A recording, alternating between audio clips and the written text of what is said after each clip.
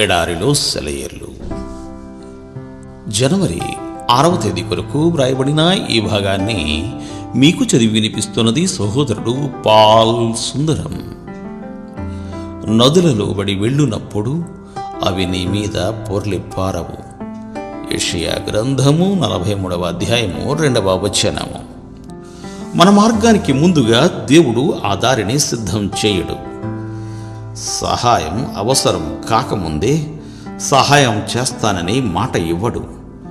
అడ్డంకులు ఇంకా మనకి ఎదురు కాకముందే వాటిని తొలగించడు గాని మనకి అవసరం ముంచుకు వచ్చినప్పుడు మాత్రమే తన చెయ్యి చాపుతాడు. చాలామందికి ఈ విషయం తెలియదు. భవిష్యత్తులో తమకి వస్తాయనుకున్న కష్టాల గురించి ఇప్పటి నుంచే ఆందోళన పడుతూ ఉంటారు. తమ కనుచూపు మేర మైళ్ళ తరబడి దారిని దేవుడు ముందుగానే సాఫీ చేసి ఉంచాలని వాళ్ళ కోరిక. అయితే ఆయనేమో వాళ్ళ అవసరానికి తగినట్టుగా ఒక్కొక్క అడుగు చదును చేస్తానంటున్నాడు. మిమ్మల్ని నదులు దాటిస్తాను అన్న ఆయన ప్రమాణాన్ని మన పట్ల నిజం చేసుకోవాలంటే మనం నీటిలోకి దిగి దాని ప్రవాహాల్లోకి వెళ్ళిపోవాలి. చాలామందికి చావంటే భయం. చిరునవ్వుతో చనిపోయే ధైర్యం మాకు లేదు అంటూ అంగలారుస్తారు. ఎందుకంటే వాళ్ళు తమని తాము ఆరోగ్యవంతులుగా ఉంచుకుంటూ దైనందిన కార్యాల్లో పాల్గొంటూ ఉంటే చావు ఎప్పుడో వచ్చే ఒక నీడ మాత్రమే.